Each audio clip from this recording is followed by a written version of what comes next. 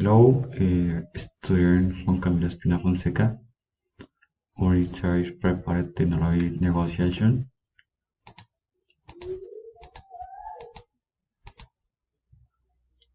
General condition of the licensing is the negotiation, the execution and the enforcement of each agreement with the licensor might not violate legal provision ordered or uncalled or government by or an statute or the internal regulation or decision of the licensor and might not violate or experience complaints on and material obligation contracts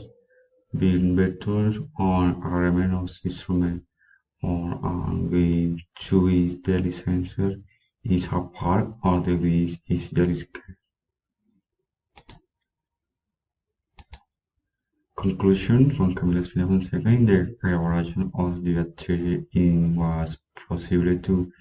understand the importance of preparing the negotiation of a technology taking into account the licensor and the license must declare both what is delivered and was enriched in the negotiation and so on the satisfaction the knowledge on their part.